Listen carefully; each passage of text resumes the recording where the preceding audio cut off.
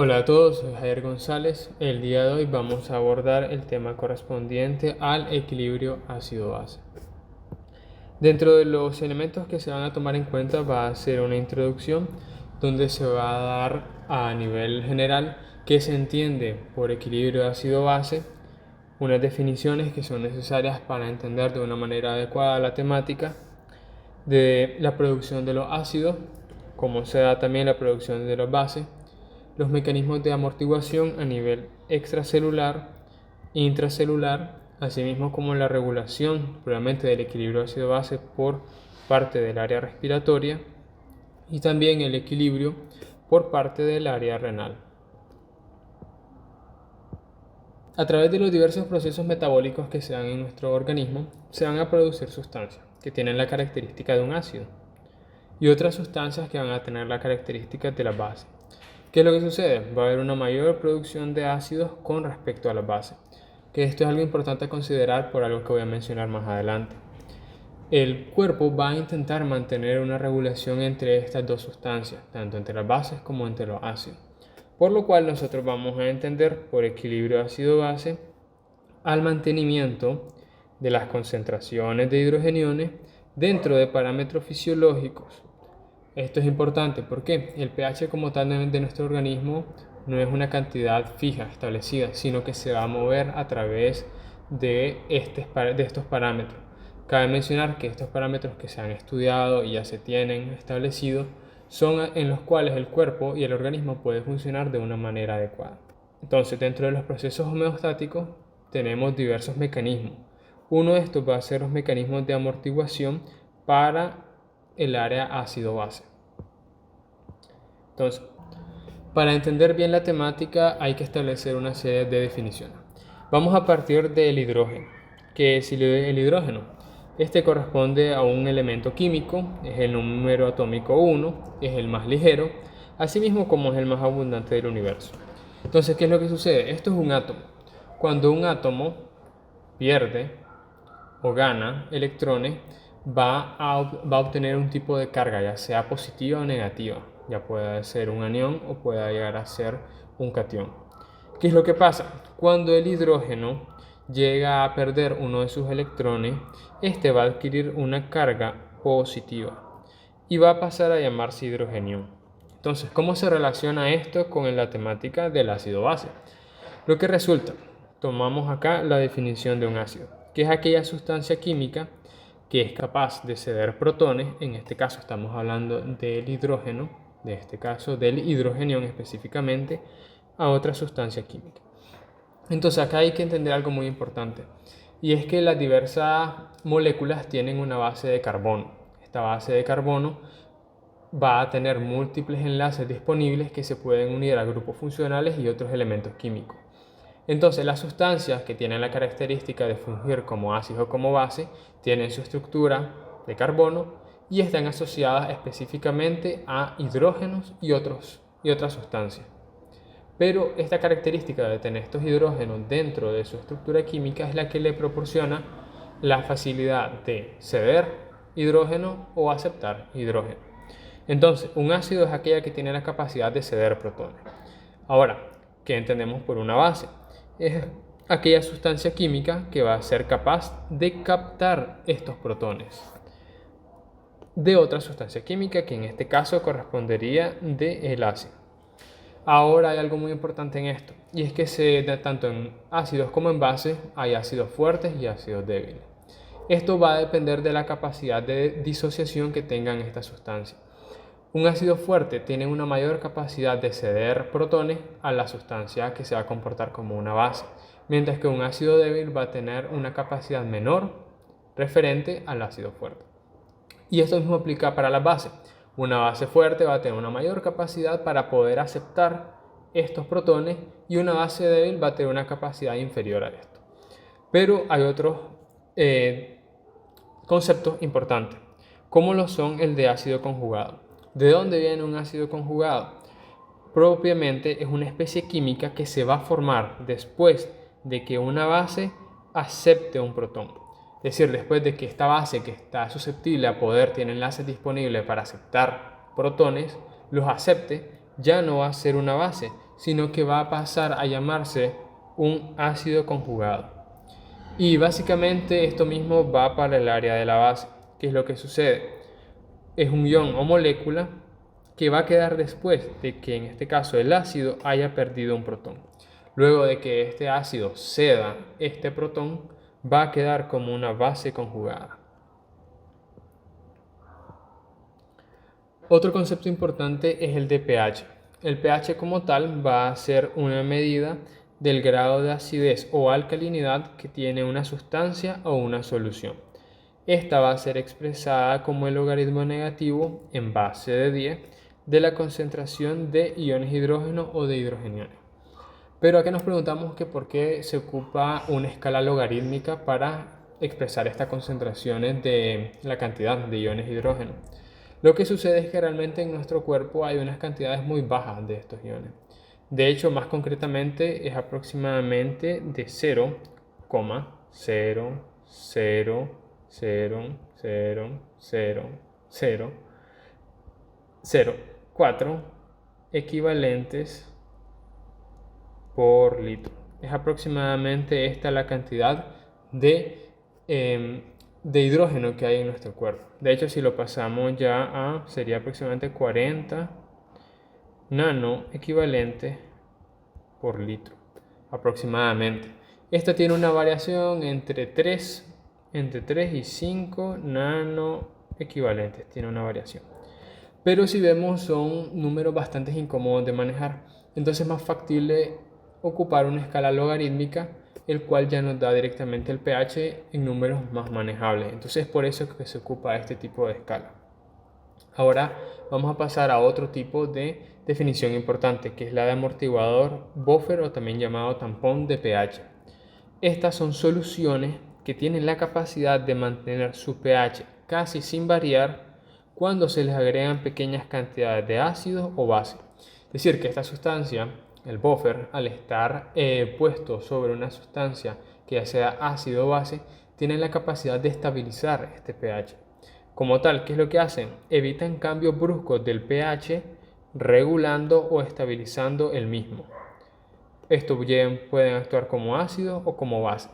Digamos, si yo tengo una sustancia ácida y yo le voy a agregar un amortiguador, este amortiguador se va a comportar como una base. Y viceversa, si yo tengo una base que quiero regular, el amortiguador se va a comportar como un ácido. Acá probablemente encontramos la escala de pH. Esta, que llega hasta 14, tomamos un pH en 7 como un pH neutro. Y si este desciende, ya estamos hablando de un pH ácido. Y si aumenta, estamos hablando de un pH alcalino. Algo importante a destacar es que mientras más bajo sea el pH, mayor es la concentración de iones hidrógeno. Y mientras más alto sea el pH, más baja realmente es la concentración de iones hidrógeno. Acá hablando de la producción de los ácidos. El organismo va a producir dos tipos de ácidos. Contemplamos los ácidos volátiles y no volátiles. Probablemente si hablamos de los volátiles estamos hablando del dióxido de carbono. A través del metabolismo de los carbohidratos y de los lípidos se producen aproximadamente entre 15.000 y 20.000 milimoles al día de dióxido de carbono. Esto es a través del metabolismo aeróbio de estas sustancias que ya había mencionado. Pero, como les había mencionado, algo ácido hacemos referencia a mayor concentración de hidrógeno, pero el dióxido de carbono por ningún lado se logra ver el hidrógeno. ¿Qué es lo que sucede? Es que el dióxido de carbono, cuando está en presencia de una enzima llamada anhidrasa carbónica, este se puede unir con agua y va a formar un ácido. Y este es este señor ácido que está acá, que se llama ácido carbónico. Este ácido carbónico posteriormente se puede disociar en hidrógeno y bicarbonato. Entonces, así como el dióxido de carbono adquiere su característica como una sustancia que favorece a un medio ácido, porque funge como sustrato para formar este ácido carbónico. Algo bueno que ya he mencionado, que estamos hablando previamente del metabolismo aerobio. Acá está el conocido ciclo de Krebs, y si lo prestamos atención vamos a ver que por acá y también por acá tenemos este dióxido de carbono que estamos produciendo a través del metabolismo aerobio. Ahora bien, hablando de la producción de ácidos no volátiles o también llamados ácidos fijos. Estos destacamos el ácido sulfúrico y el ácido fosfórico. Estos se producen aproximadamente en un ritmo de 40 a 60 milimoles al día.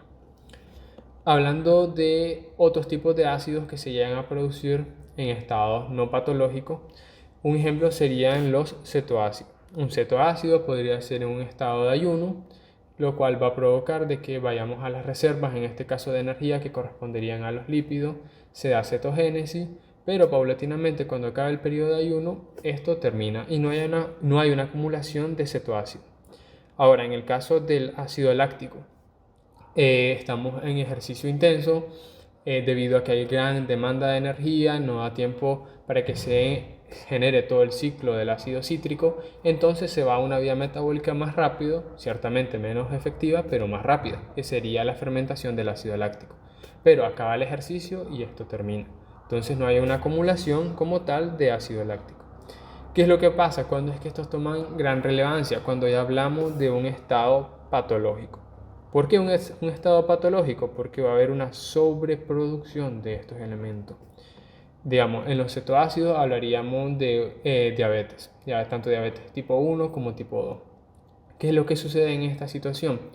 Lo que pasa es que al haber una resistencia o una poca cantidad de insulina, las células del organismo, a través de mecanismos de retroalimentación, avisan al cuerpo de que no hay energía, no hay glucosa que se pueda ocupar para el metabolismo. Entonces el cuerpo va a hacer uso de las reservas, en este caso de los lípidos. ¿Qué es lo que sucede? Estos lípidos van a liberar ácidos grasos, estos ácidos grasos libres, van a pasar hacia el hígado y van a pasar posteriormente a la cetogénesis. Esta cetogénesis va a producir acetoacetato, acetilcoenzima A y todo eso. Pero dentro del proceso va a producir cetoácido. ¿Qué es lo que pasa? Como estamos hablando de que la insulina es inexistente o hay una resistencia a la misma, esta nueva glucosa que se está generando aún así no va a poder entrar a la célula. Entonces se va a seguir mandando la orden de que se necesita energía y el cuerpo va a seguir haciendo lipólisis, cetogénesis. ¿Y qué es lo que pasa? Estos cetoácidos se van a almacenar, se van a acumular y van a generar un estado de la conocida cetoacidosis diabética. Ahora, hablando del ácido láctico. El ácido láctico en estado de hipoxia, en estado de hipotermia, en la cual hay muy poca cantidad de oxígeno, digamos en las afectaciones pulmonares en las cuales no se puede captar, no se da ese intercambio gaseoso adecuado, va a provocar de que el cuerpo tenga que recurrir al metabolismo anaerobio, en este caso a la fermentación del ácido láctico. Pero como estamos hablando que es un estado patológico, el paciente tiene una afectación pulmonar o está en un área donde está con hipotermia, no hay suficiente oxígeno, esto es una situación mantenida. Entonces esto permite que el ácido láctico igual se acumule. Ahora, en estados por ingesta, es que directamente del área exterior ingresa algún tipo de sustancia. El ácido salicílico, hablaríamos de la ingesta de salicilatos como el conocido ácido acetil salicílico, la famosa aspirina. El ácido fórmico, que podría ser en una intoxicación por metanol. Este es un tipo de solvente industrial, se ocupa en la pintura y en otras de procesos. Entonces, si se da una ingesta de metanol, se da una producción de ácido fórmico, que es en este caso un metabolito, y aquí tendríamos igual un estado de acidez. Ahora, hablando del ácido oxálico y el ácido glicólico, es una intoxicación por etilenglicol. El etilenglicol corresponde a un tipo de solvente igual industrial, se ocupa en los mismos ámbitos prácticamente que el metanol, y la ingesta de este condicionaría un estado de intoxicación que provocaría la producción de ácido oxálico y el ácido glicólico. Ahora en la producción de las bases. ¿Qué ocurre con la producción de las bases? Dentro de las principales bases que tenemos es el hidróxido y el bicarbonato. La mayoría prácticamente de las bases van a provenir del metabolismo de los aminoácidos aniónicos. Cuando estamos hablando de estos aminoácidos aniónicos, probablemente podría ser el glutamato, el aspartato. ¿Qué es lo que sucede acá? Los aminoácidos pueden ingresar a través de 3 vías metabólicas. Una, podría ser de que este se recicle para formar nuevos aminoácidos y nuevas proteínas. El otro sería de que este se combine con cofactores y va a generar derivados de los aminoácidos. La otra sería de que directamente este se llegue a catabolizar por completo en sus grupos funcionales y en su estructura de carbono. Ahora, la oxidación previamente y el consumo de los aniones orgánicos como el lactato y el citrato van a producir bicarbonato. Dentro de la vía metabólica estos van a producir bicarbonato. Ahora hablando de los amortiguadores. Los amortiguadores, como ya habíamos mencionado, van a impedir los cambios del pH cuando se añadan o se eliminen iones de hidrógeno a una solución. Acá tenemos una representación de cómo se da este desplazamiento. Supongamos de que el amortiguador va a ejercer su acción sobre un ácido. Entonces, ¿qué es lo que pasa? Esto que tenemos acá se va a desplazar hacia la derecha. ¿Qué es lo que va a suceder? Este amortiguador se va a asociar con el hidrógeno que está acá y lo va a neutralizar. Y viceversa, si este se va a encargar de neutralizar una sustancia que se comporta como una base, el desplazamiento va a ser hacia la izquierda. Ahora, algo importante a considerar acá es que los amortiguadores van a ser más eficaces cuando el pH de la solución que van a amortiguar, es decir, la solución base a la que ellos van a ser agregados, tiene como máximo un pH una unidad mayor o menor que el pK del amortiguador. El pK es un tipo de medida que va a calcular la capacidad de disociación que tienen distintas sustancias. Es decir, la capacidad que tiene la sustancia para dar estos protones o de aceptar estos protones. Entonces, acá algo importante, mientras más bajo sea el pK de una sustancia, más fuerte se vuelve el ácido. Y viceversa, mientras más alto sea el pK, más bajo va a ser la fuerza del ácido, entonces va a ser un ácido débil. Y esto mismo aplica para la base. Mientras más alto es el pK, más fuerte es la base. Mientras más bajo es el pK, más débil es la base. El cuerpo, como tal, para poder mantener esta regulación, va a tener tres líneas principales con las cuales se va a defender frente a estos cambios en las concentraciones de los iones de hidrógeno, propiamente en el área de los líquidos corporales. Uno va a ser el sistema de amortiguación ácido-base de los químicos de los líquidos orgánicos. Este va a tener una acción inmediata. Por el lado del centro respiratorio, esta va a ser una amortiguación que se va a dar en minutos a horas.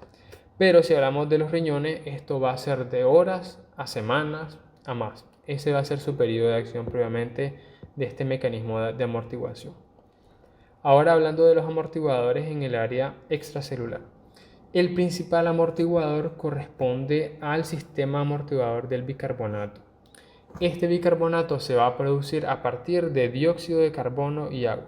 Esto es algo muy importante a considerar, ya que esta forma de producir bicarbonato se va a repetir en todo lo que le voy a mencionar posteriormente. Este va a constar de dos componentes. Uno de sus componentes sería el ácido débil, que es el ácido carbónico que ya les había mencionado. Y el otro es una sal de bicarbonato, que en este caso, para ejemplificar, vamos a ocupar el bicarbonato de sodio en los ejemplos que vienen posteriormente. El pK de este sistema amortiguador, que va a ser de la relación entre dióxido de carbono y bicarbonato, va a estar comprendido en 6.1. Por otro lado, también tenemos el sistema de amortiguación del fosfato, pero este a nivel extracelular es realmente secundario. Vamos a ver que la importancia de este propiamente se encuentra a nivel urinario. El pK de este, que va a ser entre la relación de fosfato de dihidrógeno y fosfato de hidrógeno, va a estar comprendido en 6.8. Cabe mencionar que la excreción de este fosfato de dihidrógeno a nivel renal va a tomar el nombre de ácido titulable. Acá ya están representadas previamente a nivel todas las reacciones que se van a dar en los sistemas de amortiguación a nivel del bicarbonato. De hecho, justamente acá está representado el sistema en su totalidad. Partimos de lo que hemos mencionado, el dióxido de carbono y agua. Al momento de que estos dos elementos se asocian, van a formar ácido carbónico. Este ácido carbónico posteriormente se disocia y forma hidrógeno y bicarbonato. Acá tenemos el primer elemento de los dos que le dije que componía este sistema. Y acá tenemos el tercero, que corresponde a la sal de bicarbonato. En este caso sería el bicarbonato de sodio, que acá no está su fórmula, pero por acá se puede ver, que es esta que está acá. Ahora bien, ¿cómo se va a comportar este sistema de amortiguación ante un ácido y ante una base? Supongamos en el caso de un ácido fuerte, ejemplo el ácido clorhídrico. Este tiene gran cantidad de disociación para poder dar muchos protones. Entonces tenemos acá estos protones provenientes del ácido clorhídrico. Entonces, ¿qué es lo que sucede? Este se va a asociar con el bicarbonato. Este bicarbonato, ¿de dónde viene? Viene justamente de esta área de acá. De ese punto del sistema de amortiguación se toma. Este hidrógeno se asocia con el bicarbonato, forma ácido carbónico y posteriormente este se disocia en agua y en dióxido de carbono. El dióxido de carbono se puede sacar de forma a nivel pulmonar y el agua a nivel renal. Ahora, ¿cómo sería el comportamiento cuando estamos hablando de una base fuerte? Partamos del ejemplo del hidróxido de sodio, que es esta base fuerte que tenemos por ahí. Entonces, esta se va a asociar con el ácido carbónico. ¿De dónde viene este ácido carbónico? De esta área de acá, de este señor que está por aquí. Entonces, este ácido carbónico se va a asociar con esta base fuerte y va a formar una base distinta, que es el bicarbonato de sodio. Pero ¿qué pasa? Partimos de una base fuerte, que es el hidróxido de sodio, a una base débil, que corresponde al bicarbonato de sodio. Y este también va a producir agua. Acá ya está representado propiamente todo el sistema, incluyendo la fórmula base, que es dióxido de carbono, agua, y se forma el ácido carbónico. Este ácido carbónico se puede asociar con esta base fuerte o perfectamente puede generar bicarbonato e hidrógeno. Este bicarbonato puede llegar a asociarse con el sodio y formar bicarbonato de sodio. Algo importante en este sistema de la base, de la amortiguación de la base, es que es un sistema autosostenible. ¿A qué me refiero? Que esta agua que está acá perfectamente puede pasar hasta acá y empezar y formar sustrato, formar parte del sustrato junto con un dióxido de carbono que esté por ahí para formar una vez más ácido carbónico y este ácido carbónico que siga neutralizando a la base que está en un principio. Y eso es todo en esta primera parte del video. En la segunda parte se va a abordar los amortiguadores intracelulares, la regulación respiratoria y también la regulación a nivel renal.